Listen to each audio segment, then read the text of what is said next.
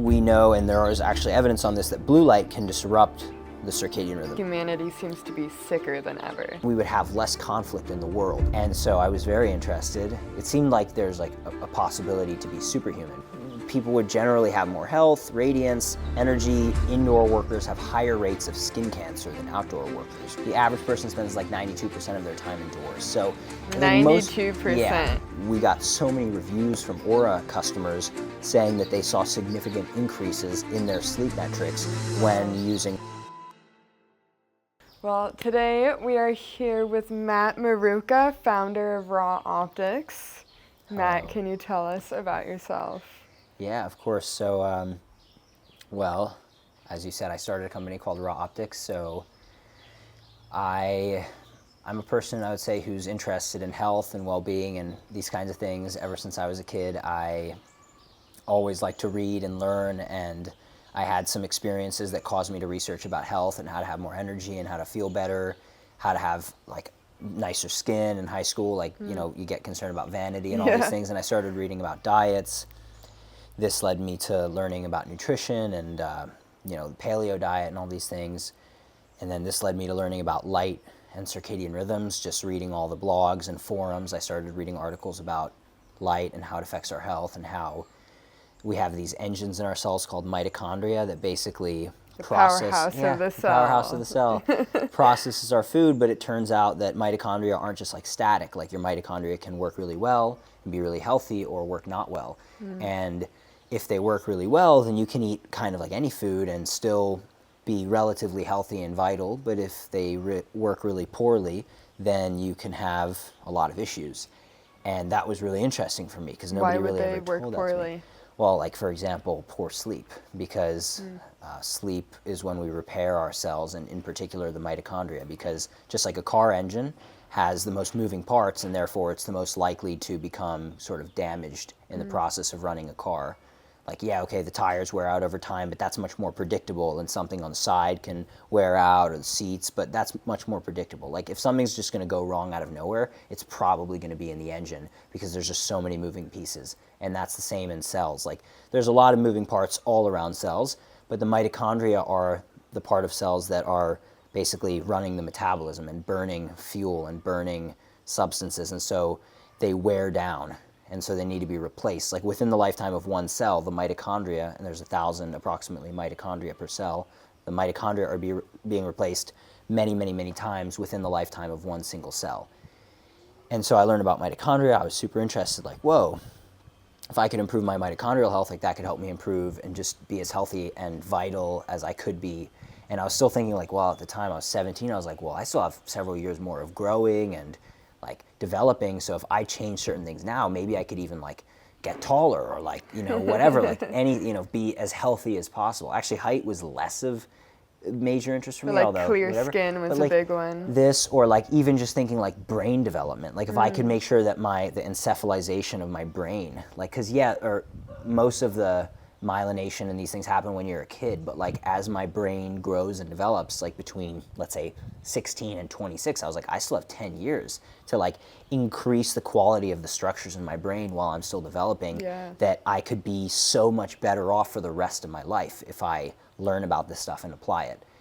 And so I was very interested. It seemed like there's like a possibility to be superhuman based on this information. And so I was very curious. And I read and read and learned about light as a big force that impacts circadian rhythms, which circadian rhythms are the rhythms that control our body basically and synchronize our biological functions with the sun and the external environment for sleeping and waking and hormones. And I was fascinated, and I learned that like artificial light at night can disrupt our circadian rhythms in our sleep, and it's really important to have sunlight in the morning to help set the circadian rhythms. And I was thinking, how could I, you know, turn this into a business, because I was about to finish high school and I didn't want to have to go to college and be trapped in a, you know, dorm and then in a classroom all day and all this. So I was like, what could I do? And I was thinking about being like a coach or a consultant, or making like my own light bulbs, healthy light bulbs or something like this. But then the glasses just kind of became the opportunity, as I shared with you earlier. Like, a few things happened, it kind of just worked out. The idea came along, between a friend of mine, an influencer we were working with, or who I was going to connect with, who was interested in the glasses that I had custom made, and then he asked how we could make them for him, and then I was like, oh yeah, I think I could do it, and I realized more people from this niche community that I was a part of, Facebook groups and all this, who are interested in light and circadian rhythms and mitochondria. I thought maybe others would want this, and so started the company, started making the glasses. And so what is this? What are the glasses? Yeah, what do they do?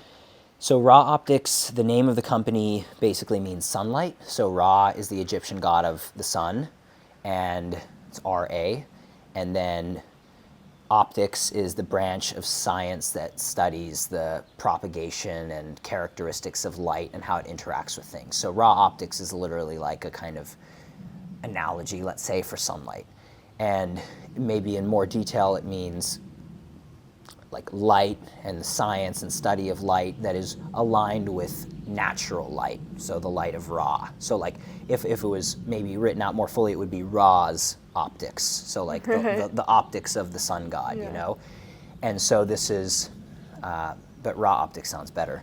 And maybe eventually the company will just be Ra, just Ra, the god of sunlight. But anyway, the first product we started making was these blue light blocking glasses. So glasses that specifically, they have pigments that absorb the wavelengths of light from any light source, light bulbs, the sun, whatever, that can affect our body's rhythm, our body's clock. And so from the sun, it's very important to have these wavelengths of light, specifically the blue range of light, because it basically tells our brain like, hey, it's morning time, wake up. And this signals a huge cascade of hormones and peptides and all sorts of things that basically allow us to be fully functional and also healthy. Like when we're making the correct hormones and our metabolism is being properly activated, then we're able to function at our not even optimal level, but just how we're designed to, which we could say is optimal. And this is great if we have sunlight. But then at night, once it gets dark, if we just have artificial lights, these in nature would never have existed. Like we had fire, we had fire, maybe candlelight, there's moonlight, starlight, lightning strikes, and like bioluminescent animals, all of which, besides fire, are extremely dim, and some of them very rare, like bioluminescent animals, and lightning's fairly rare, and stars are extremely dim, much more dim than the moon, which is already quite dim relative to the sun. Something like the sun on a bright blue sky day is like 50,000 to 100,000 lux of intensity, and the moon is like 1, even on a full moon. So our eyes adjust so that we think, oh, the moon's quite bright, but like even at its brightest, the moon doesn't even come close to, like our eyes are right now, our pupils are contracted and our eyes are adjusted. So it doesn't seem like it's that bright right now, but it's so much brighter. Like if you turn the light out right now in a second, it would be like we wouldn't be able to see anything until our eyes slowly adjusted. So all that's to say, artificial light sources were a new innovation that allow us, of course, as humans, to like function a lot more at night without having to rely on fire, like candles and you know, lamps fueled by blubber from whales and kerosene and all these things that are a little bit less predictable and use obviously a lot of oil and things, which takes time and energy and money to transport. Like electricity made lighting much more predictable and kind of controllable and stable.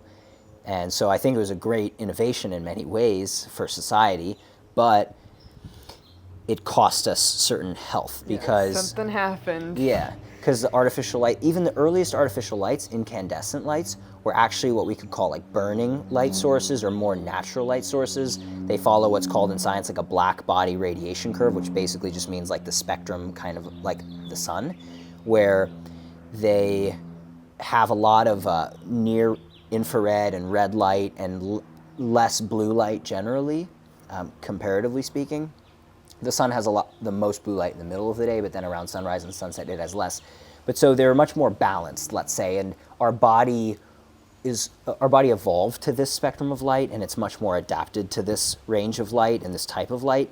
So incandescent lamps or light bulbs weren't actually that bad per se, but then in the 60s, 70s, 80s, we started switching more to fluorescent bulbs, tubes, and these have a very different spectrum. Like if you look at that under a spectral reading, people can Google, we can add pictures in the show notes here or whatever, of like the spectrum of the sun versus different light sources, but a fluorescent lamp has very narrow band spikes in red, green, and blue, and together they still look white, but there's a lot less color and a lot less information coming from that light. So like, for example, if you look at a painting under a fluorescent lamp, like a painting that's painted with natural pigments will have pigments that only show their full color in daylight, which is a broad spectrum light source. So for example, like if you have something that's blue, but there's no blue light in the environment, you can't see the blue. So if you have something that's blue in a room just full of red lights, you can't see blue. It just looks gray. Same with any other color. So you need, in order to see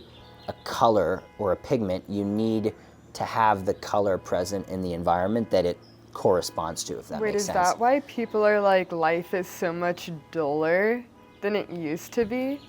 Have you heard that? Like people will say like, oh, back in the old days, everything was like so much more colorful. Like maybe it's just modern design now is it very well could more be. Sterile, but maybe it's just because there's so many fluorescent lights that we're not even seeing the same color. It's true. On like things. outside, the colors should be approximately the same, although the people might look duller because of how much time we spend in artificial lights. That could be definitely the case. Yeah, I know. It's unfortunate, but I think it's actually true. People are losing their color because we don't spend as much time in like natural light, which helps us to evolve properly.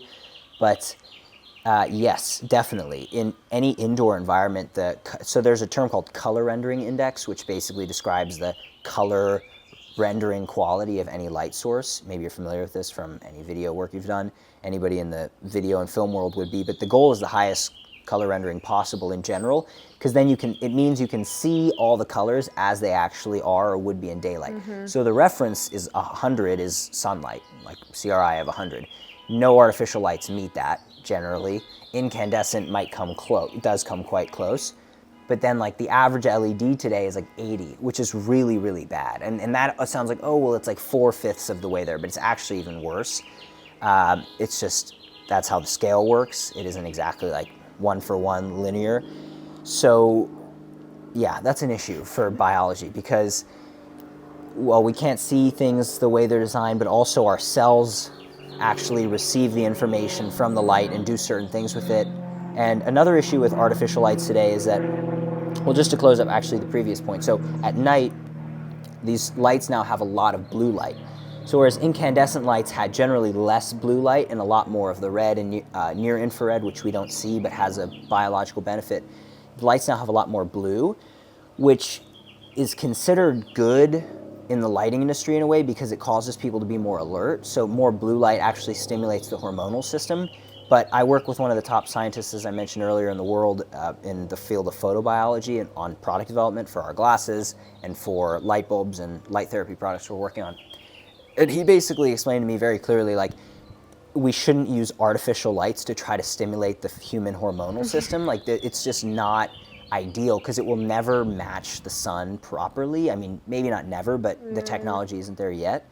And so as a result, like, there's generally always going to be some kind of negative consequence, especially with like the current LEDs, like hormonal disruption, basically, you know, increase maybe in the stress hormones or these kinds of things. And then it seems like I hear everyone nowadays saying they have like total cortisol addiction or like dependence or just like unbalance. Yeah, these lights can definitely actually do that. So at night then, all this extra blue light also basically tricks our brain into thinking it's still daytime and disrupts the body's natural circadian rhythm. So the natural thing that happens after sunset is that we start making melatonin. And melatonin is the body's most important antioxidant, anti-aging, and anti-cancer molecule, which actually literally helps repair our cells, specifically the mitochondria. So like when we sleep, part of why we sleep is because of the darkness, the onset of darkness, and the resultant production of melatonin, which helps our cells causes our cells actually to be repaired and rejuvenated so that they can then go and function properly the next day and allow us to be healthy. And if we don't sleep or we have chronically disrupted sleep, then over time this disruption basically accumulates and is aging and disease generation if it happens too quickly in a specific organ. So our glasses block these wavelengths of blue light. It's a very simple thing, actually. It sounds so simple when I think it sounds simple when I say it, but they block this blue light, which disrupts our body's rhythm. And so it allows our brain to say, hey, there's still lights around, like I can see, in other words, but the brain doesn't have the blue light, so in a way the brain says, not out loud of course, but like, hey, it's actually night, so like I'm going to start making melatonin because I don't see any blue light, which is the signal that the sun is rising. So now I'm going to make melatonin, and I'm going to obviously get tired, the body's going to get tired, and I'm going to go to sleep and repair as I was designed properly. But the brain doesn't do that if we're exposed to artificial light, especially from screens and TVs, which we look, and phones and computers, which we look right into. Unlike most other light sources that are just around us, we're actually staring directly into the light source with screens, so it's even way worse. And so the glasses block this light, again, allowing the brain to produce melatonin naturally, and then people sleep better and have more energy and feel better. So that's the product. So it sounds like with circadian rhythm, right, we're meant to know it's daytime, wake up, it's nighttime, go to sleep, rest. Like that keeps life on track. Yes. And so when we wake up, the sun has a lot of colors, including blue light, which we don't usually see. So our bodies are like, okay, that's the marker I'm going to go off of. It makes sense. It's sunlight, daytime, no melatonin, we're awake. Yeah. Nighttime, sun goes away, blue light goes away. So it's time to make melatonin. Yep. And you're saying that our phones and everything totally throw off that process. Yeah, they definitely do. And for example, there's plenty of research on this, so it's not like something I just came up with. As I mentioned to you just before the podcast, like I'm not a scientist per se. I mean, you could say like a hobby scientist. Some people will reject that can even exist, you know, the very rigid ones. But lifelong learners. Yeah, like I just like to learn, and I learned a lot as a kid for my own interest, and I started a business, and I continued to learn then a lot about business. And but 5-6 years before starting a company, I was just reading all I could on the internet and basically skipped high school in a sense just by studying my own stuff. I still got straight A's, but I just didn't put a lot of energy into school. So somehow I was managed. I survived. But but anyhow, so yes, this is basically how it is. The circadian rhythm controls a lot about our system. It controls metabolism, it controls hormones, it controls neurotransmitters, it controls a lot of things. And then there are other rhythms, like for example in women, rhythms that control like fertility, which is a rhythm, it's called, if I'm not mistaken, infradian rhythm, which is longer than the length of a day. So it's like a cycle that follows, well, it's the naming is a little bit odd, but anyway, because it could be ultradian, which usually means longer, but it's actually talking about the frequency, and the frequency is slower in an infradian rhythm. In other words, the frequency of a circadian rhythm is 24 hours approximately, which is why it's circadian. Circa in Latin means approximately. So like if you ever read history, it's like circa the year 500, right. C.500, so circa. So circadian rhythm means circa dies, approximately a day, because the first researchers who discovered circadian rhythms noticed in these animals, these organisms, like, oh, there's this rhythm that's following the length of around a day. And it's super intuitive, I would think, and I think it was clear for these scientists, like these rhythms in the organism are tracking and keeping the organism aligned with the external changes in the environment, specifically the change of day to night. But so an infradian rhythm is a rhythm, biological rhythm, which a bug got me. It's a rhythm which it has a frequency which is slower than a day, meaning like a month. And so the female menstrual cycle is an infradian rhythm, which generally follows the cycle of the moon. And then even slower infradian rhythm would be like changes in the human throughout a year, like seasonal changes. So like thickening of the skin in the winter, thinning of the skin in the summer, these types of changes. So okay, I have a crazy question for you based off that. Do you think men versus women are affected more by blue light? That's a really good question. There actually are there's probably studies on this, not that I'm familiar with though, to be honest, at this moment. But I couldn't say. I actually couldn't say. I mean, if I had to guess, I would. I couldn't say. I don't know. You don't want to guess? I'm glad you asked, though. No, I wouldn't guess. I mean, like on one hand, yeah, maybe if I'm just completely guessing, I'd say like, well, women are very sensitive to the environment for like hormonal reasons and like taking care of children. So in this sense, yeah, maybe women would be more sensitive. But then on the other hand, Men also, like as the ones traditionally and biologically who are responsible for survival, would often be up like really early for hunting and things like this. So I would think in that case, maybe men would need to be more sensitive to this kind of thing. But I think those are just, again, these are just totally theories, or hypotheses, not even theories. Maybe the best one would be that we're equally affected in this case, because we have, although our biology is very different, and I'm not the person who would try to deny the differences in male and female biology, I think in this respect it's quite uniform, I would think, in humans, and it's because it's also so common in all other organisms. They have circadian rhythms, so circadian rhythms are definitely consistent between men and women. Yeah, maybe there's some variations, and I would think that sensitivity to blue light is also pretty consistent. But so I'm going back, I was getting into something before, which was that there's tons of research on the subject of blue light and circadian rhythms. Like there's population data from Israel, studies that have been done showing that essentially increases in artificial light at night in general increase population-based diseases, like across the population. So like obesity, diabetes, cancer, like just there's a general link and increase in population diseases at a population level, chronic illnesses. Is there a correlation between mental health disorder and blue light exposure? Yes, I'm so glad you asked. That was the next point. So, and this is just like blue light in public in the Israeli case, like street lights and all this, like just artificial light at night in general in society that they're looking at. In this one study I'm referring to in my head, I'd have to pull up the name and get it to you. But then there was a massive study that came out recently, actually. There's like 85,000 participants from Australia, a study based out of Australia, that found significant impacts. Like the primary focus was on the effects of light on mental health, and it's considered the largest study ever done on the effects of light on mental health, and basically found that light has a massive impact on mental health, and that darkness at night is in many ways as important as having like bright light during the day, actually.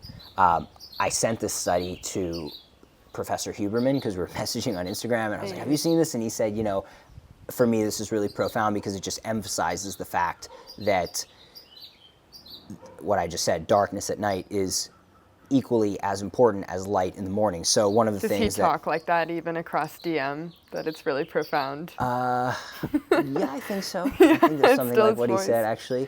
Yeah, it was along those lines for sure. But basically, he's been speaking about this.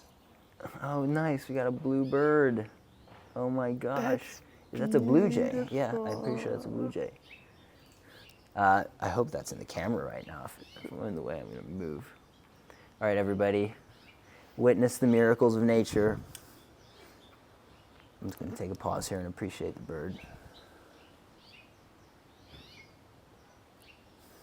He's here to say hello and tell us we're doing a good job. Yeah, it's so cool. Blue light, blue jay. Blue is actually extremely rare in nature. That's another thing. Like, think about how often do you see that color of blue in nature? Like, look all around the yard.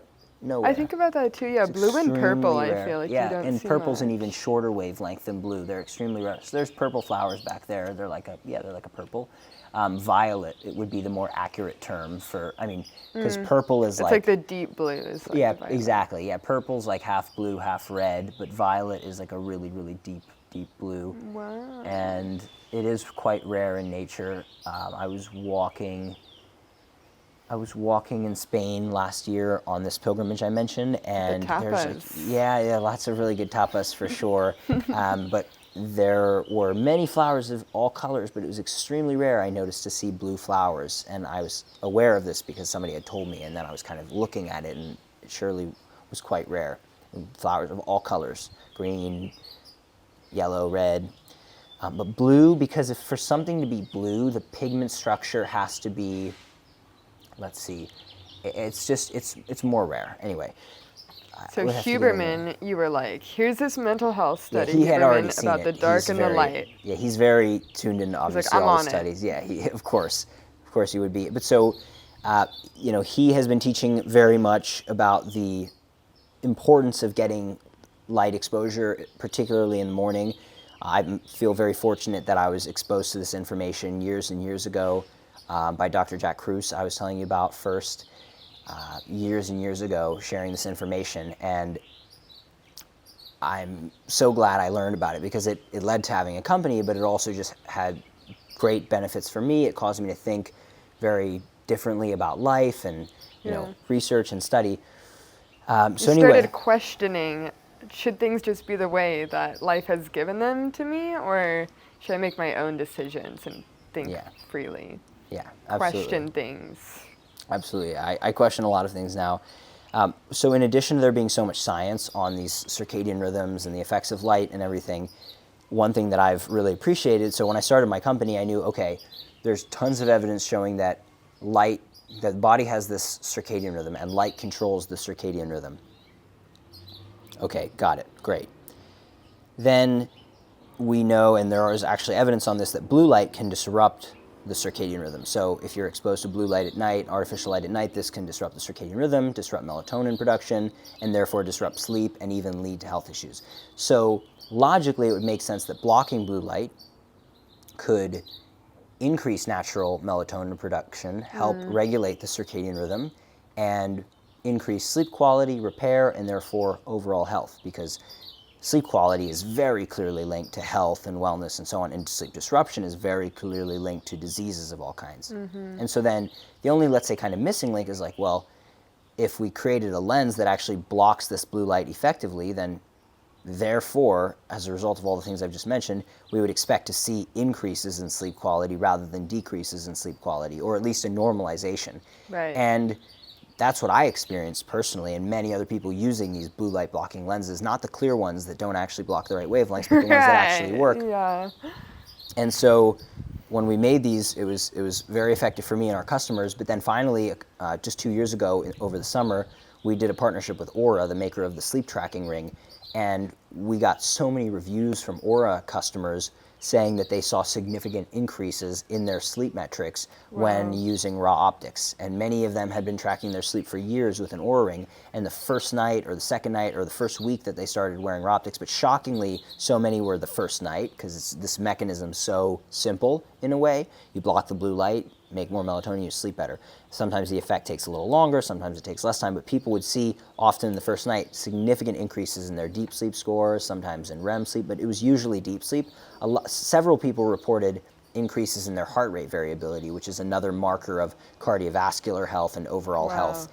And so for me, that was a really, really great moment and feeling of accomplishment, because I'm like, I know this works because the science, it's not like my opinion, like, oh, I have this business, so I want it to be proven right. Yes, of course, I'm interested in this being proven right because it's something that is in so many ways so obvious to me, because again, the research is so clear. And I didn't get into it just because like, oh, this is my theory, I just want to create something out of nothing. It was like, the science is already so clear. So it's more like I want people to just become aware of what the science is already saying and has been saying for decades, which often takes like 30 years. I've talked to several scientists who say it's often, and physicians who say it's, as much as 30 years or more between the emergence of some sort of research and actually implementation into product practice. going to market, or a product going to market, or just general awareness, popular, or some kind of protocols that are implemented in medicine. So for us to have that kind of, let's say, result with the Oura customers in this partnership, this was not a formal study, to be clear. This is just like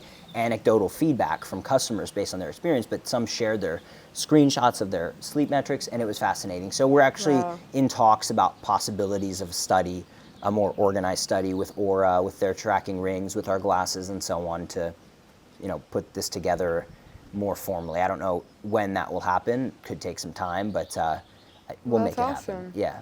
So you've definitely connected it to melatonin.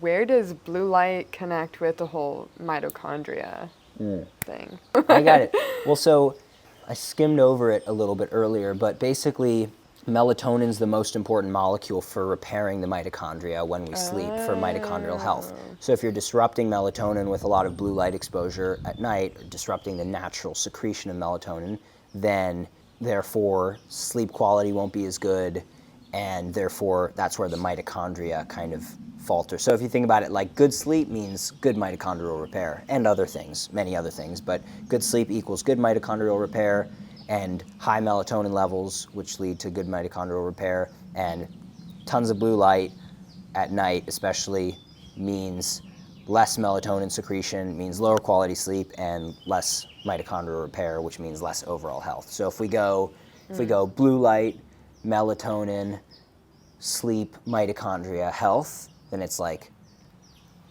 more blue light at night, less melatonin secretion, lower quality sleep, less mitochondrial repair, and worse life, health, and so on. And less blue light at night means more melatonin secretion, higher sleep quality, more mitochondrial repair, and better overall health, energy, these kinds of things. Hopefully we can like make a graph wherever, like on a reel where it's edited, where it's like ding, ding, ding, ding, yes, ding. Exactly. This would be great. Let's do that. I'd love to hear how that like works throughout the cycle of a day and how natural sunlight comes in too. Because I also hear it's really important to make sure you get plenty of natural sunlight. Yeah. Right? Yeah. Well, there are a ton of effects of sunlight, but if we're just focusing on, if we start with circadian rhythms, so it's very, very clear, and again, thanks to people like Huberman talking about this on a very broad public scale, more and more people are aware of this, but getting exposure to morning sunlight sets the body's rhythm. Morning sunlight. Yeah, morning sunlight. So like Huberman calls it low angle light, so there are many terms, but basically sunrise would be one way to put it. So like around the time the sun's coming up, as early as possible, like within the first 15 to 30 minutes in particular, because of the way that the brain and the eye recognizes that light. It has a very strong impact on our, like the strongest impact of any time of day on our circadian rhythm. Doesn't mean that the rest of the times of the day don't, but, and sunset also conversely, like so that last 15 to 20 minutes of light and the first 15 to 20 minutes. But if we're looking at the sky around that time, the sky and or even toward the sun, we don't have to look directly at the sun, but kind of in the general direction, then we're getting a very strong stimulus, basically saying like, wake up, like this is time to turn on the system, the hormones, neurotransmitters, peptides, and all these different things in the body, which are activated by the light. And so this is very important from the perspective of the circadian rhythm. But then as far as like sun in general, there are tons of other benefits of sunlight. Like for example, just a few, when we sunbathe, we can produce more vitamin D, and vitamin D has been very much, let's say it's gotten a lot of attention for its significance in, for example, brain function. Immunity is a really big one, bone development. And so it's very well known that we need vitamin D, and that ultraviolet B light, which is only out in the strongest hours of the day, so like it depends on where you are in the season and so on, but say like after 9 or 10 a.m. until like 2 or 3 p.m. But if it's the summer, vitamin D could be around from like 8 until 4, or even more. But then in the winter, it might only be around. It might not be around at all. In that Bali heat. It's all the time. Yeah, like getting you.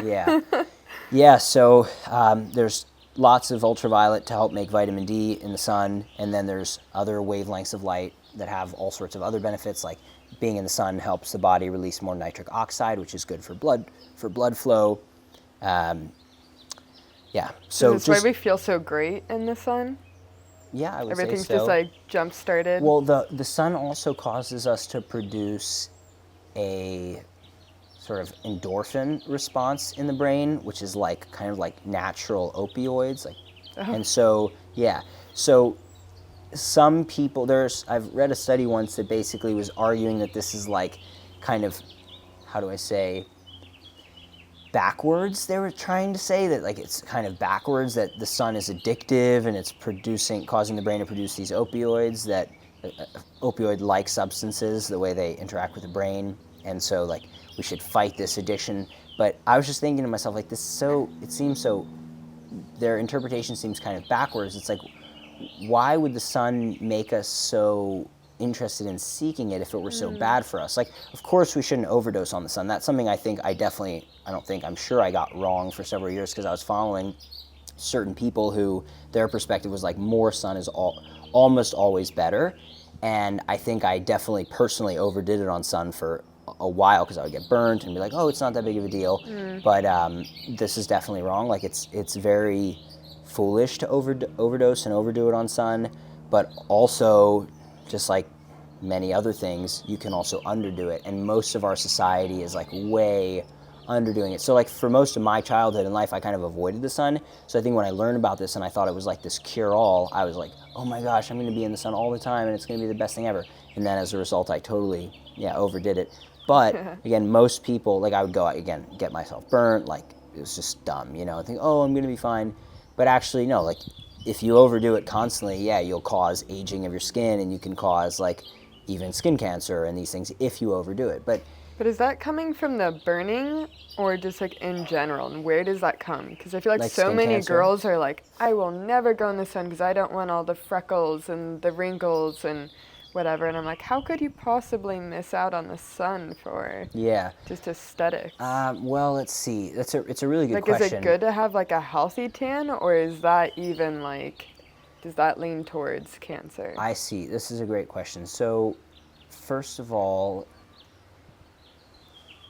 from what I've researched and learned over these years, I think that the cancer isn't just from the sun, and this isn't just my opinion, like the opinion of many of the experts and people I've learned from. There are so many other toxins in our environment which often make their way into our skin, and they're kind of throughout our body and our fat tissue and so on, in particular in fat, because a lot of toxins get stored in the fat. And so when we're going out and burning, some experts make the case that it's not just the sun, it's actually a lot of toxins in our body that come from our environment, whether it's our food, pesticides, whatever else, things we're consuming, drugs, etc., that then the sunlight seed oils play in here? I would think so. Yeah. I would think so. I'm not 100% sure, but I would think yes, almost certainly, because those are very, very toxic already. And then, so anything this has also been, it's kind of a basic concept in physics that ultraviolet light degrades substances. So ultraviolet light breaks apart substances. Like if you have a nice painting and you put it in the sun, it will fade because of the ultraviolet light, which is very strong. Or like even the cover on a couch can fade and lose its color if it's next to a window that doesn't block ultraviolet light. So many windows do. But so the point is ultraviolet light is very strong, so it can like degrade things over time. And so in the case of many substances, when ultraviolet light breaks them apart, basically their electrons are, how do I say this, the substances become unstable. So normally in any atom or molecular kind of configuration, the electrons are sort of balanced, so they have like 8 valence shells. So this is stuff we learned in chemistry. All the circles around it. Yep. So the valence shells on the outer orbital of any atom or like a molecule that's come together should be balanced essentially. And so ultraviolet, by breaking these molecules, structures apart, can cause there to be these structures that are now trying to steal electrons from other places because their orbitals are no longer Is that a free radical? Yes, exactly. In biology, these are free radicals. And so this is one form of this kind of structure. And so basically then these ultraviolet affected structures can try to steal electrons from anything, and that basically just means problems in biology and chaos and havoc. And so essentially, if you have a lot of toxins in the body already or unstable structures, like for example fats based on seed oils that have somehow integrated themselves into cell membranes, then ultraviolet light could definitely be like let's say the spark or the match, but there's already like a keg of gunpowder that's already loaded. So I wouldn't personally want to like blame the sun entirely, but ultraviolet light in excess is toxic. Like if you just cooked in the sun all day, you'd get a really bad burn, like a photochemical burn from ultraviolet light. So anyway, to your question about skin aging. So it's interesting, this question about like women and beauty and aesthetics, because yes, it's relatively clear that overdosing constantly on sunlight will cause, but this is overdosing again, to be clear, like overdosing can lead to photoaging. But underdosing on sunlight leads to cancer and all kinds of other diseases. So like the women who, so it's like, okay, I get it that women are like, okay, I'm gonna not go in the sun ever because they're afraid they want to look like super young forever. But it's like there are clear studies on women from Sweden with many, many, many women who were followed over the course of their lifetime. One study in particular from Sweden found that the risk, so they look at what's called all-cause mortality in these studies, in like these population studies over a period of time, which means death from all different diseases, like the rates of people dying at a certain age from different diseases, all-cause mortality. It's a common term in the medical studies and medical literature. And so basically the all-cause mortality in the group, there were 3 groups in the study. One was actively seeking out sunlight. One was neither really actively seeking out the sun nor actively avoiding it. And the third group was actively avoiding the sun. And the group that was actively avoiding the sun had something like double the risk of all-cause mortality, so death from all diseases, including increased rates of cancer and all other like modern chronic diseases, compared to the group that actively sought out the sun. And then the group that was kind of not really actively seeking it out nor avoiding it were kind of in the middle. So I guess the question to ask back to that question would be like, if there is, and this is just one study to be fair, like you wouldn't necessarily make total conclusions, even though it was very statistically significant. I don't recommend people make conclusions just based on one study, but there are many others, and there are not just population studies that have been done, there are those, but then there's a lot of general evidence that avoidance of sunlight and then the resultant vitamin D deficiency increases risk of cancer. But then there are also all sorts of other different mechanisms where deficiency in other molecules and hormones that are related to sunlight also cause problems. For example, like total lack of morning sunlight, which morning sunlight, to be fair, doesn't have the ultraviolet component or nearly as much of it. In fact, it has very little at all that could cause this photoaging. So in general, like morning sunlight to set the body's rhythm would be, to avoid that for beauty purposes just doesn't make any sense because there's no ultraviolet to cause the aging anyway. So the avoiding the sun for like beauty purposes would really only matter in the strong hours of the day. Like, so that would be avoiding sunbathing. But just avoiding the morning sun, then that's just, in my opinion, would just be really stupid and dumb, uninformed, because, uninformed being the best of the 3 terms, I would say, because then there's no ultraviolet that's going to cause the photoaging anyway. And yeah, there's blue, but even there's not that much blue relative to all the other red and infrared, which are actually proven to be far more healing and regenerative. And the benefit of setting the circadian rhythm with the light is so important. And also, like, people will be depressed all the time if they don't get any sun, like, because they don't get the stimulus for the hormones and neurotransmitters. Have you heard of, it's like SAD, like seasonal affective disorder? Yeah. I mean, I think it basically means like less sun, people are more depressed and have less energy. It's quite normal in a sense, like it's to be expected. But in nature, my personal best understanding is that in nature, like Vikings and stuff, they still went outside a lot. Like, so even though it's cloudy and gray in the winter, like I grew up in Philly, so I know it was like gray for sometimes weeks. The sun's maybe still in Kansas there. too. The sun's still there. There's still a lot of light. And so if you just go outside and do stuff like go for a run or a hike or a walk, like there's still enough light to activate these systems. Actually, there definitely is. And so, and I know this from personal experience.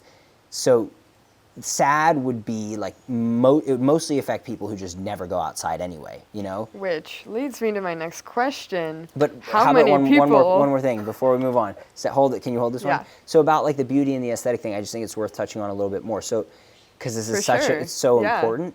Like, so if you're, just to say it again, like if it's so clear in the research actually that avoidance of sunlight, first of all, if we're talking about morning sunlight, first of all, there's no reason to avoid morning sunlight, like period. It's actually a really bad idea to not get morning sunlight to help set the body's rhythm. So, and evening sunlight can also be great as well for sleep, but morning is in particular important. But then midday sun or like late morning, early afternoon when the sun's stronger, when you would actually get a tan, it's still, in my opinion, not a good idea to avoid this. First of all, because we need to make ultraviolet B light to make vitamin D for optimal health, for vitamin, particularly, let's just say, for vitamin D alone, even though there are many other effects of ultraviolet light that have also been found to be important. So if you're avoiding it for beauty reasons, then you're actually increasing your risk of, based on some of the studies that have been done, of all diseases, of premature death due to different illnesses, that it just, in my opinion, just doesn't make sense. And there are ways to be smart about it. So like, you don't have to go out and cook yourself for hours. You can go and like literally do a very short session of tanning for just whatever, 10, 20 minutes, if that, to get the right amount of vitamin D for the system and the right amount of light in general, and that's enough. But full total avoidance isn't really good. And if I just think about a couple examples, like in general, so if we were to summarize it in one way, even if the sun is going to cause a little bit more like photoaging on the skin, which I'm not even fully convinced it does, unless you overdo it. Yeah, unless you overdo it, maybe. But even if it did, are we really like such people that we're going to prioritize like the perfection of our skin and the surface over the internal like health and the true? It's the definition of superficial, because superficial means on the surface, right? And obviously it's taken the second meaning of like kind of vain from that. But so it's like, it's superficial because it's literally focusing on the surface at the expense of the whole organism. Wow. And that's like really superficial, in my opinion. But then, again, I'm still not convinced that sun really makes women less beautiful or anything like that over time, because like, if I look just from the historical figures that I'm aware of, and even my own mother, like as a kid, she would go out, she said, and like cook herself all the time in a way that probably wasn't the healthiest and smartest. Like they would do like the aluminum and the whole thing and like baby oil. And like she said, they would like, she grew up in Idaho, so she would go to like metal roofs where it was like literally, and like get the maximum reflection and get super cooked. And she always got super tan, and she looks great. She's like 60, and people are like absolutely shocked when she shares her age. So anyhow, I just think in general, like I'm not even convinced that getting sun, I think generally because it helps optimize your hormones, it helps optimize your fertility, like your vitality, it would make women much more attractive to have a healthy dose, if that's the goal, overall attractiveness, like to have a healthy dose of sun to like, cause blood to flow and bring blood to the cheeks and like bring like life into the body, basically. Like if somebody's pale, they're usually not attractive. Like they actually usually look like unattractive if somebody's pale, and that's like a direct signal. It's like a sick signal, right? Like people might wonder if they're sick. Essentially, yeah. Because if you see somebody who's like ghostly pale, I mean that would be maybe extreme avoidance of the sun, but that's basically what we're talking about here. Then it doesn't signal health. That's for sure. It definitely signals sickness. Thanks. So there's a reason for that. Anyway, so you had a question. Another question. Speaking of sickness, why do you think that technology these days is more advanced than ever, but humanity seems to be sicker than ever? Well, I'm pretty sure there are a ton of different reasons it's broad. for this. Yeah, of course. There are definitely a ton of different reasons for this, but some of the obvious ones, so like what we've spoken about today, the shift from living outdoors to living indoors, like it's also studied and proven that indoor workers have higher rates of skin cancer than outdoor workers, which seems, if the sun causes skin cancer, then that wouldn't make sense, but it can't be that the sun is the only cause of skin cancer.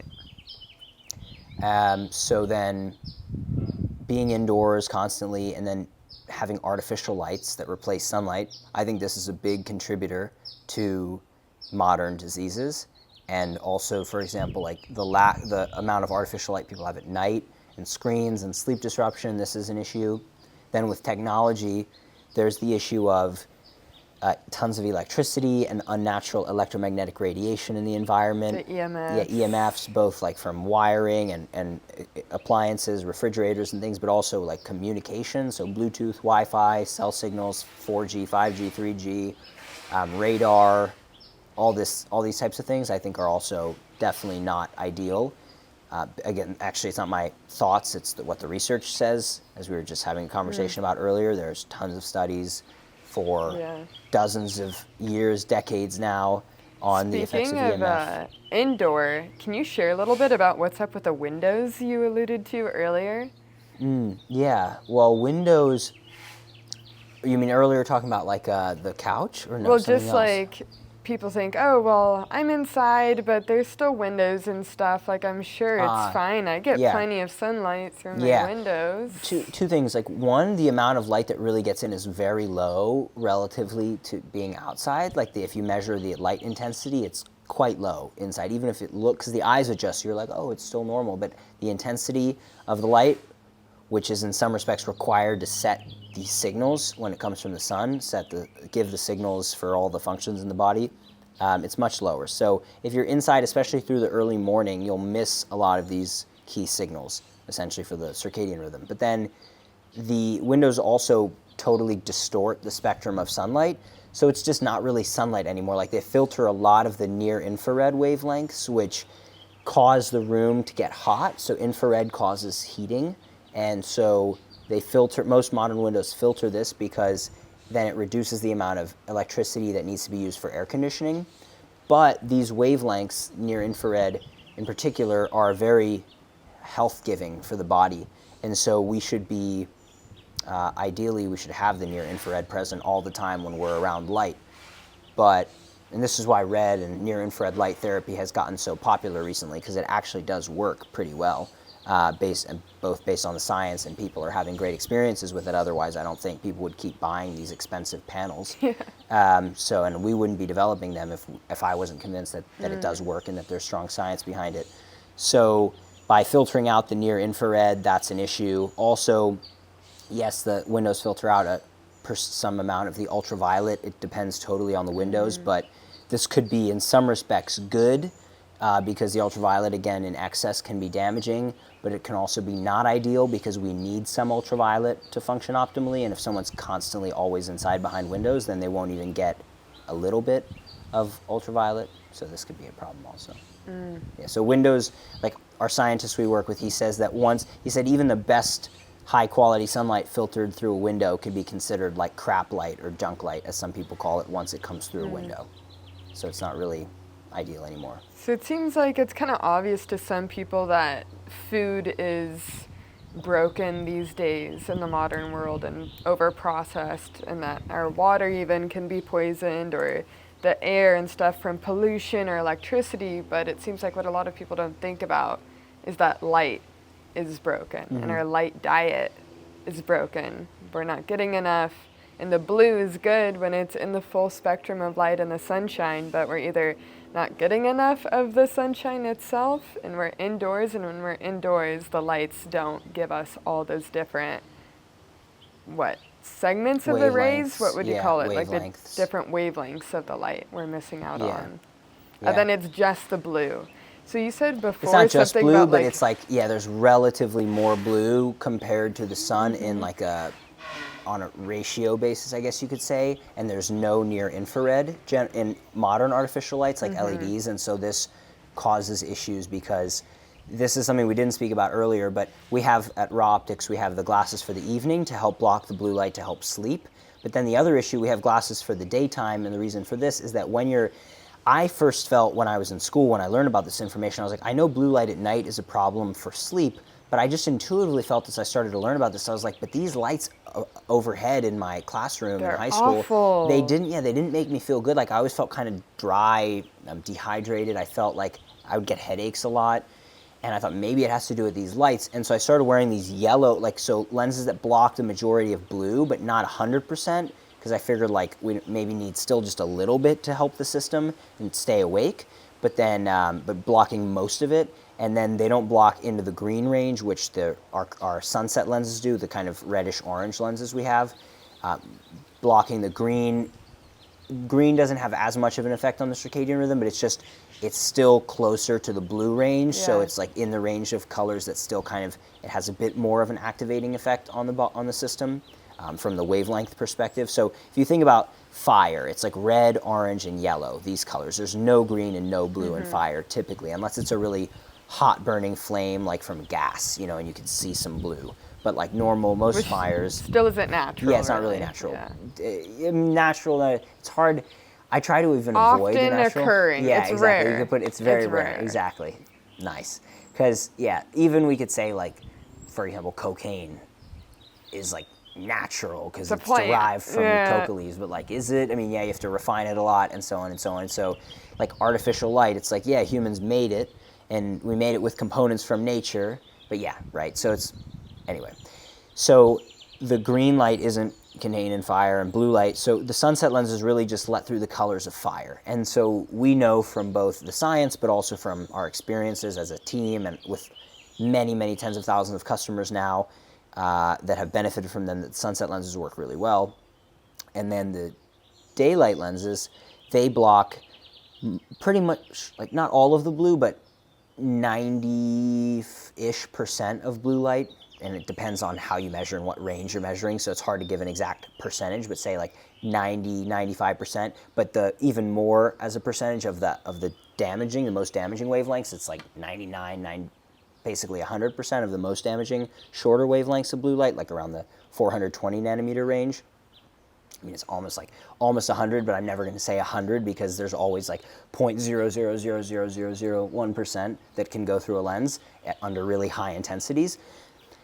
And by the way, I wasn't going to get into all this, but like we test our lenses very thoroughly with like very high intensity blue LED flashlights and things like this, or blue LEDs that no other companies in the industry do this. We know because we go to the manufacturers and they've never seen the kinds of tests we use. Like our scientists in Germany developed unique ways to test the lenses to make sure that they block the maximum amount of light. So we do a lot to make sure the lenses are maximally protective and offer the highest color rendering possible still in the case of the daylight lenses so that you can still see color fairly ideally.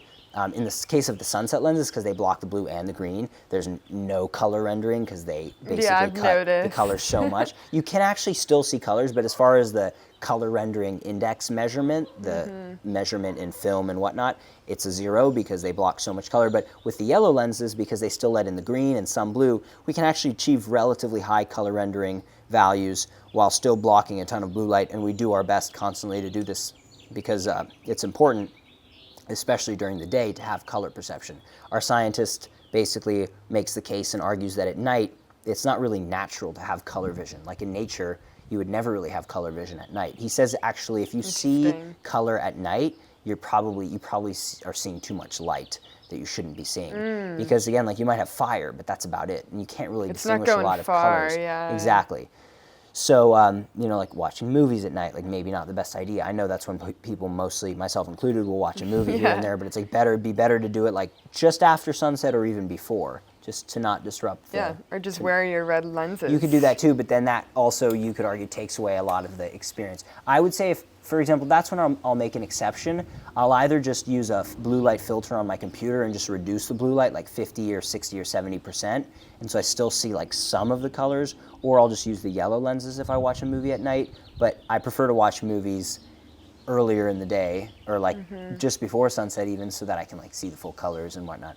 But anyhow, so back to the yellow lenses. So the reason we started making these was first because I had this experience of like, these lights they're definitely not good. They're definitely not like normal and ideal. So I still wanted to block the blue light, which is the short wavelength component, which is generally the most problematic because it has the most energy and it can disrupt the body's rhythm. And during the day, it's not a problem to like keep us awake, but it's also creating like hormonal disruption because it's just this static, unchanging blue light in a relatively high proportion compared to the other colors. And so this is kind of stressful for the system. And this blue light in excess can cause damage to the retina. And there's evidence that, again, this is the kind of stuff our scientists focus on. He's actually shown me videos. If you take cells and you irradiate them with blue light, and then blue light with near infrared light present, the cells that are irradiated by blue light with near infrared present at the same time undergo significantly less degradation compared to the cells irradiated with blue light alone. And one of the most probable mechanisms, at least that I'm aware of and understand, is that the near infrared offers sort of a protective mechanism, in particular in the energy production in mitochondria, because red and near infrared light basically enhance the function of mitochondria. They have benefits in the water chemistry in cells. And so these are like sort of beneficial and protective, whereas blue, even though it has certain effects for our body's rhythm, other than that, it's quite powerful and can be, again, like degrading like ultraviolet, because it's blue and ultraviolet are kind of like sisters in a way. They're quite, ultraviolet's just a little bit more like harsh. Intuitively, that kind of makes sense because you think of during, what happened the last couple of years where the world shut down, they had cleaning devices that they said if you shine this light, it'll clean a surface. Do you know what I'm talking about? And wasn't it always like UV, but the color you could see was blue? Mm-hmm. Yeah, because UV it and has blue like light. some short wavelength light. So and they would probably that add a is little blue degrading? light. Well, they probably added a little blue light, I would think, just to let you know that it's on, but maybe it was just a natural part of the light. But yeah, it's more degrading, it's more powerful, so it causes substances to break apart, and that's what I mean by like degrading. And so like, you said it has impact on our eyes. Like, yeah. Is that what that eye strain is we feel on our computers and our phones? This is a really good question. I'm not actually 100% sure. This is something that I actually should be able to explain better than I can at the moment. But the interesting thing about retinal damage specifically, which is one of the things that we focus on that's a real issue, is that the retina doesn't have nerve endings connecting to it. So you actually can't feel retinal damage occurring, which is kind of the problem, because you wouldn't know. The eye strain in dry eyes can be caused by the blue light, but I would think this has more to do with just the eyes getting dry over time, and we can feel this. But yeah, so the main thing we're concerned about is retinal damage, which you can't really feel, but it still happens anyway. And so we block blue light, just like people would want to protect from excess sunlight, but we block blue light from artificial sources for this reason. One of the other things that's noteworthy is that when we're outdoors in nature, like again, as I mentioned several times, I'm not a fan of excess sun exposure compared to like years ago. I'm careful because I used to go on podcasts as a much younger and less informed version of myself, and I would like just, I thought I knew everything. I'm like, the sun, get more and more, and I still think I know the intention was very solid, and the information generally is still quite accurate. Like we need sun, and most people are quite deficient. So to get out and start getting some sun, most people aren't going to overdose. Isn't like most of America vitamin D deficient? Yeah, very much. And most people spend the average person spends like 92% of their time indoors. So 92%. Yeah, it's like indoors. Government data. So most people aren't going to overdose on sunlight because they don't have enough time to. The one time that they could is if they go on like a Jamaica vacation and then they go and kill themselves, or meaning kill themselves with too much sun. Or, it's like July and then they go for their beach weekend and then they just cook the whole day. Right. That would be unintelligent behavior. But if you just get a little exposure on a regular basis, it's much better. I think people could benefit, of course, I'm sure people could benefit from a lot more sunlight. Or at least a little more sunlight, but even a lot more compared to how much most people get. So how do the daylight lenses help with headaches? This is really good. So just by reducing the overall blue light that's basically harming the eyes, they're taking the strain away and just making you not have headaches. I mean, there are a variety of causes of headaches, but for example, like Is one... like the stimulation? Like we're just so overstimulated by the blue light in our screens and our lights in the house? Yeah, I would say one cause of headaches is like mitochondrial dysfunction in the brain. So like when mitochondria aren't working as well, this can lead to headaches. Blue light has been shown to cause basically mitochondrial dysfunction. So one likely mechanism is that all the blue light we're exposed to in offices and schools is literally causing like headaches and mitochondrial dysfunction in our eyes, kind of as a result in our brain. And this is something that the glasses help with. But it's interesting.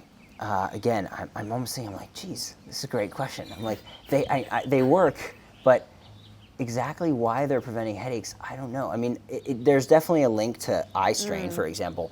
Speaking of Paul Chek, he's somebody who we've worked with. He made a really interesting point to me that I wasn't even aware of. I'm not an expert in physiology and particularly like anatomy, but I know a thing or two.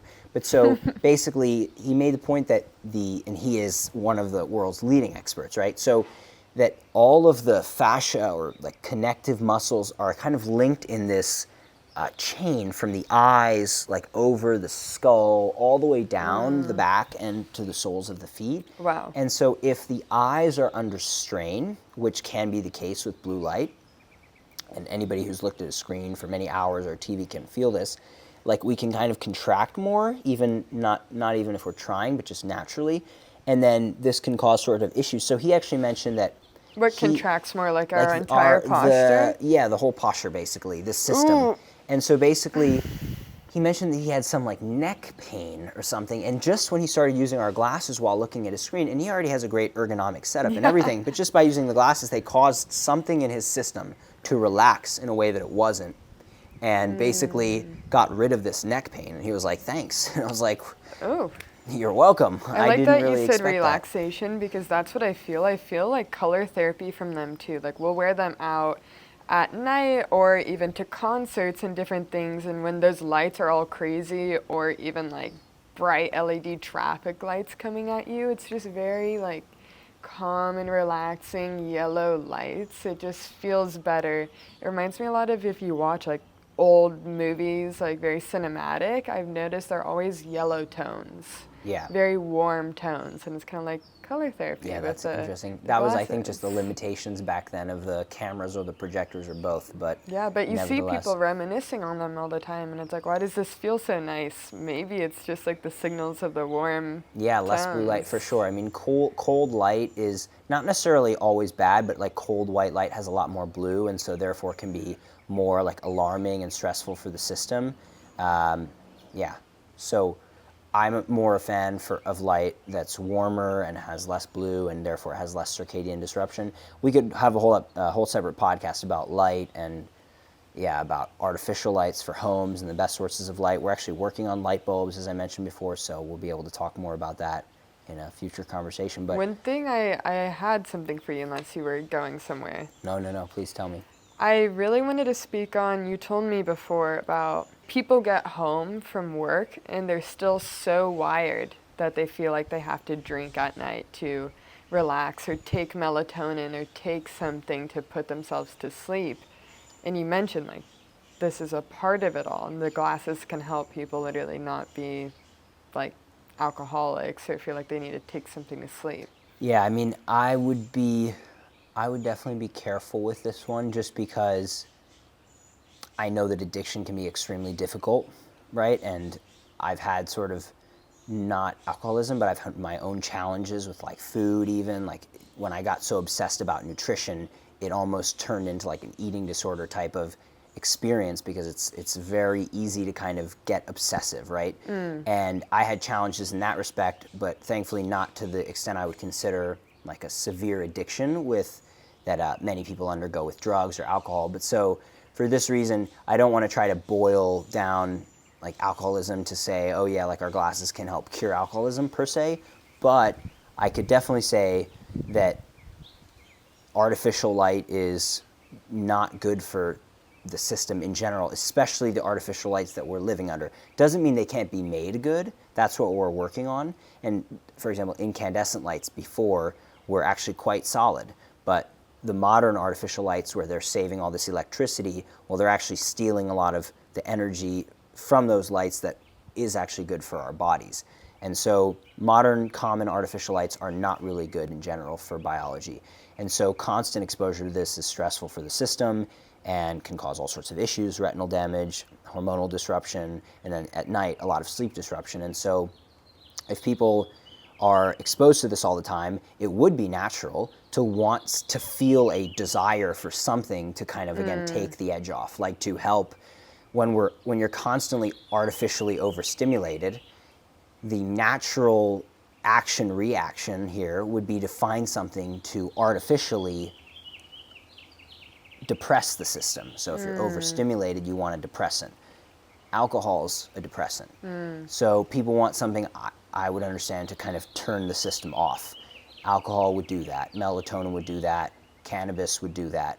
And so people would need something like this. And I would definitely say that, very confidently, that one of the main reasons people are so drawn to these things, especially in the modern age, and I think not to say that there wasn't alcoholism and this and that hundreds of years ago, because surely there was, but I think it's probably much more prominent today. I would think it's getting more prominent, and addiction in general, I mean, the opiate crisis is a clear example, is getting much more prominent because people are, this not just regarding relaxing in the evening, but in general, people's bodies are so off, especially particularly in the United States of America, because of the variety of factors, but massive amount of chemicals in the food supply and in water supply and all the electromagnetic radiation and all these things. Inside 92% so of the time. We're not putting Yeah. our feet on the earth and grounding the free radicals out of our body. So it makes sense that people are looking, like in the evening in particular, for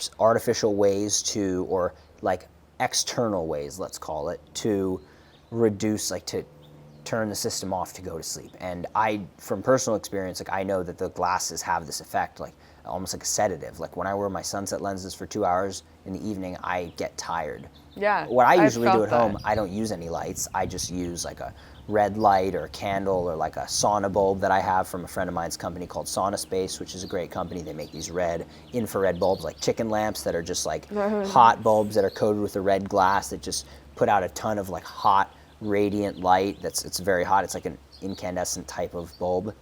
And this is great because I don't have a bunch of blue light around, so I get tired naturally, you know. But if I am around like screens and this and that, then wearing the glasses makes a big difference and makes me quite tired, especially after a long day if I'm active. If I don't do any activity during the day, sometimes I'm not tired in the evening, whether or not I wear the glasses. So I'm also a fan of like a holistic, healthy lifestyle, getting out, training, moving, doing things. But yeah, in general too, like even people who aren't necessarily alcoholics, but who have addictions to opiates and these kinds of things, I know that there are so many factors involved, but I would definitely think that this constant hormone and neurotransmitter disruption caused by artificial lights, or significantly impacted by chronic artificial light exposure and screen exposure, could definitely contribute, if not be a leading driver of many of these issues. I don't think it's definitely not the only cause, and maybe not even the main cause, but it's not helping, let's say. I think if everybody lived under healthy, high-quality lighting, both indoors and outdoors, people would generally have more health, radiance, energy, sleep better, better focus, better productivity at work, better mood, better energy, better relationships.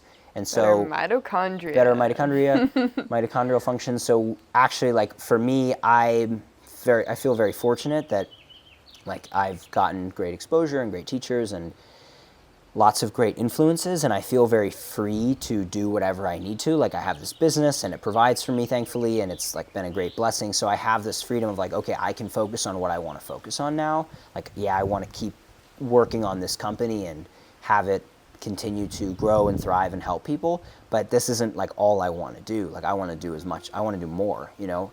And so for me, and if I'm going to do something, like put a lot of energy into something, because I really think life is quite precious, I want it to be something that is going to really to matter, like something that will really have an impact. And to me, being able to create really high quality lighting that can like meaningfully transform people's health and lives is something actually meaningful, not just because like, oh, we can sell a bunch of light bulbs and make money, although, yeah, great.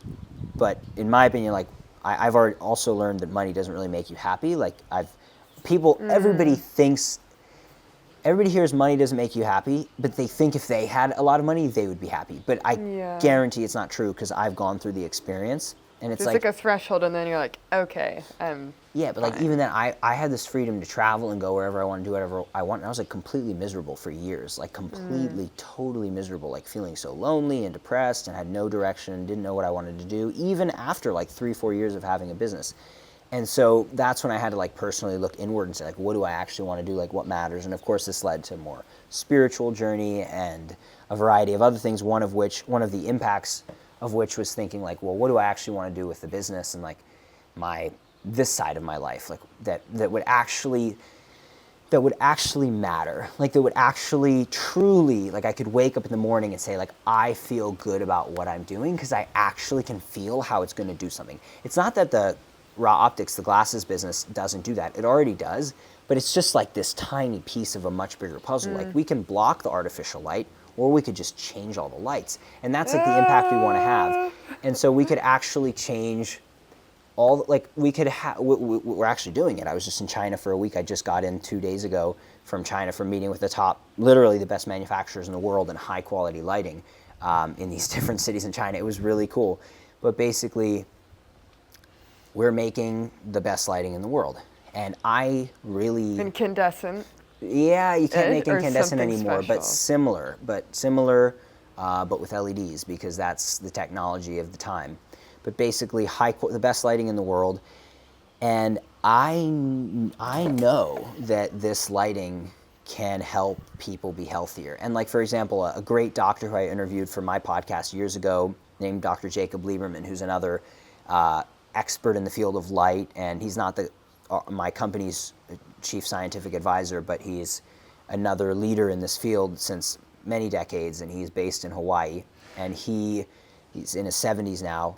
He's written many books, and he said, how great would it be? Imagine if you went to people and you said, I have a product that can, what do people want, like for their kids, let's say, like that can make your kids go to sleep and sleep better at night and wake up, have more energy in the morning and do better in school and have better teeth. And focus. And have healthier teeth, he emphasized. Like, light affects all of these things. And he's like, well, that's what you can create. And he gave me some of his tips, and that's part of what we're working on. But that's what's possible with high quality lighting. And that's just kids. I mean, imagine for adults, again, better focus, more energy, healthier everything. Like, that's what we can do. And I believe, just to kind of wrap this up, that by changing the lighting quality, because the light that we are exposed to is the energy that makes us alive, essentially, whether it's sunlight we get light energy from food we eat. Like, food is kind of like crystallized sunlight, you could say, but the energy in food actually comes from photosynthesis, which came from the sun. So the energy that makes us alive is light, and one of the primary forms of that we consume is the light in our indoor living spaces, because the average person in the US, at least, is indoors 92% of the time, and it's pretty similar in most of the developed Western world. And so if people are living under low quality, flickering, low color rendering, just really poor color lacking light, then as a result, the people will reflect that. Like, we will be lacking in color, lacking in vitality, maybe more boring, less interesting, less vital, less energized, less happy, less vital again. And if we change that and have really great lights, I think people will be able to be much more vital and happy and healthy and alive. And I even think that we would have less conflict in the world, because the leaders who probably spend more time under the artificial light than almost anybody else in Congress and the Kremlin and in China and whatnot, like, would also probably all be a little healthier and more vital and happy. So I actually think that what we're doing is probably one of the most like meaningful things that anybody could do, and I really believe in it. So that's like my company and what we're doing, and so that's like the really just I haven't really shared this too much like on podcasts or something, but that's what we're working on. So and I think it really could help, and I think it'll help a lot of people. So the glasses are just the first step. They already make a really big impact, but again, it's like you can wear the glasses and you actually look cool and people will compliment you, but it's not necessarily like a societal fix, I love that you're doing that, because we'll go out, a few friends and I, all wearing them, and people are definitely like, what is that? What are they doing? But I was at the airport and I was looking around and I was wondering, at what point, how many of us in the room have to be wearing the glasses for them to change the lights in the ceiling? Yeah, and it's not like there's going to be a threshold where it has to be the light bulbs. Yeah, and I don't think the glasses are going to get, honestly, like, even though I'd love them to, I don't think they're going to go that far. Like, they're already going quite far. Like, we have so many, as I think I've shared with you, but like many, actually I haven't, but many big celebrities use their glasses, unless I did on our first call, but like tons of celebrities, tons of really influential people, like the number one soccer striker in the whole world, who's on the top team in the world, Manchester City in England, which is like literally they won all the biggest tournaments in Europe last year.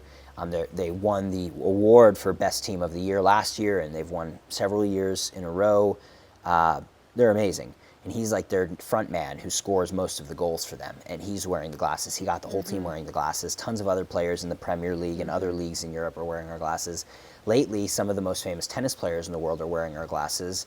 The men's singles world number, I think he's ranked number 7, Andre Rublev. That's awesome. It's cool because spreading. the glasses, someone has to choose it for themselves and choose, I am this serious about my health to commit to putting these on day after day. But if you start getting, businesses to change the lights in their buildings, like that's a choice that gets to be decided for everyone for them in the positive direction, which things are usually decided. I'm glad you said, all because for us right now it's in the negative direction. And Dr. Alexander talks about this a lot, our chief scientific advisor. He says that basically the people aren't even involved in the choice to basically artificially stimulate and manipulate their hormones with the light above them. And he wants to make the case to people like, you should have a say in your hormonal function and health, and not just have your employer or whatever, modifying the light. And that's what the blue light protection glasses, for example, the yellow lenses during the day, at least give you that agency over your own eye health and hormonal health and mitochondrial health and whatnot for yourself. I mean, it's like long, slow boiling a frog torture, I feel like, because isn't it a thing in Europe where they'll put blue lights in the street lights so the homeless can't sleep there? Really? Have you never seen that? No. It's like a type of kind of warfare on the homeless, so that like it hurts their head so much they won't sleep wherever the blue street lights are. So it's crazy that our white lights are all that like actual blue light, but it just below our perceived level. Yeah. And I heard you talk about it on another podcast. I'd love to hear more about this. I think you said we actually get energy from light. Like we photosynthesize in a way more than we think we did. Or can you expand on that? Do humans photosynthesize? Yes, for sure. Let's see. Well, yes, in some ways. Not exactly the same way that plants do. No, we're not green. Chloroplast. No, not yet that we've discovered. But there's a really interesting researcher from Mexico who's dove into this and argues that melanin. So melanin is a structure that's like a very important pigment that allows us to basically protect from excessive sunlight exposure. Like, so large amounts of melanin are what cause certain people to get, there we go, cause certain people to get, have much darker skin or to show a tan. But this researcher, I think his name's Arturo Solis Herrera, is arguing that melanin also has this effect where it absorbs light and causes uses the light energy to split the water molecule and basically create this very powerful energy, I want to say energy storing structure, like a battery in a sense. And there are other researchers that have argued very similarly, like Dr. Gerald Pollack out of Washington, who is talking a lot about this fourth phase structured water. And they're kind of moving in a direction based on his research that the water in our cells is totally different from water in a glass, for example. It's really structured, and that the infrared light, particularly from sunlight, causes the water in our cells to be structured, capable of storing energy. And there are some theories that this energy from light basically powers our biology. And there's another researcher from decades ago named Gilbert Ling who argued unsuccessfully, but argued nonetheless and had a lot of evidence that he was unsuccessful in the sense that his work wasn't fully integrated into the mainstream, or accepted, even though part of it was used to build the MRI machine, which is one of the most significant developments in medical history. But basically, much of his work was kind of thrown out or disregarded. But he argued that there's a lack in the standard explanations of biology, because people think we understand how biology works really well, but we obviously don't, because otherwise we'd be able to cure cancer. We don't understand biology very well at all. Again, and that's not even a bold claim. Some scientists who might listen to this might think I'm making a bold claim here, but I'm not, because if we understood biology, it's just a fact, we would be able to understand and cure cancer. Right, we just don't understand it that well. We don't understand autoimmune diseases. We don't understand Alzheimer's. We don't understand Day it. after day, I hear of people going in I'm sick, and they're not able to get help. They're tricking us, because the people who are in power, their whole way to continue to get grant money and to keep their careers is to convince everybody that they've got it all figured out, or they have the next big discovery on deck, but they don't. I mean, they might, but in general, they probably don't. So basically, I don't think they do have the answers, and I don't think the answers are coming anytime soon, at least from the standard medical field. I think they're much more likely to come from some alternative researchers or more traditional philosophies and schools of thought and medicine. But let's see. So, oh yeah, regarding biology, understanding biology. So, are we making energy from the sun? So basically, this Dr. Gilbert Ling, this researcher whose work led to the MRI, he argued that traditional biology, in somehow, and I'm not expert in this particular discipline either, but that standard mainstream biology is lacking in its explanation of how much energy cells actually use versus how much we get from food. In other words, like we get a relatively small amount from food and ATP, and biology uses much more than that. And there's like this kind of black hole in biology that he pointed out. And so some of these newer theories related to water and light energy and electricity in some respects are getting much closer to explaining how life and how biochemistry is actually powered. And this is fascinating for me. This is the kind of thing I'm actually interested in researching much more. I haven't been doing as much research on it as I'd like to. Definitely send over whatever you find. Yeah, super I would be glad to. So yeah, this is very, very interesting to me. But and I think the alternative researchers who are researching this stuff, I think they're well on the way to figuring it out, and I think it will change. But I think ultimately, like, I don't know for sure, but what they'll discover is that, you know, life is, in some respects, much simpler than we thought, and that the system is powered by, again, largely by light energy, and one of the main causes of modern diseases is simply a lack of certain wavelengths of light that are so important to our biology. So just literally being inside all the time. I mean, it makes sense. Like if you took plants, and this is one of the reasons I love the work of Dr. Jack Kruse, to be fair. He explained very simply, like if you took a tree and put a tarp over it, like it would die. You know, like an orange tree wouldn't make oranges. And the thing is, yeah, people could easily discount that and say, oh, but that's a tree and plant. And we know that the plants depend on light for their life, right? But then, in fact, the research is getting more and more clear, like it seems we do too. And if you go and live indoors or like cover ourselves constantly with clothes and never get light on our eyes and skin, then we too will have issues as a result of that. Like, and when I say have issues, that shouldn't be taken lightly. What I mean is, I didn't quite say that right. Like, our biology will fail to function the way it's designed and the way it evolved harmoniously. Given like certain environmental energy conditions, which the sun provides and offers. By changing that so much, our system would have to adapt, because I've used this analogy before, but like for example, if you have a government that builds its entire infrastructure plan and whole social services plan and everything based on having, like, let's say, $1 trillion in annual tax revenue, and it's cut in half to like half a trillion, like 500 billion, then all of a sudden, like, all these services and all these big things the government planned for and was doing, like, a lot of it would have to go. You know what I mean? And if life has been built in a certain environment where there's certain conditions that allowed us to function in a certain way, and then we like deprive the system of that energy, sunlight for example, then certain high-level functions would have to stop working. Hey everybody, so we're just testing. I'm here with Nikki. Hello. We're testing raw optics glasses. So I have a digital handheld spectrometer here. So it's a fancy device that you can use to measure different light sources for video purposes mostly, but we'll use it for testing our lenses here.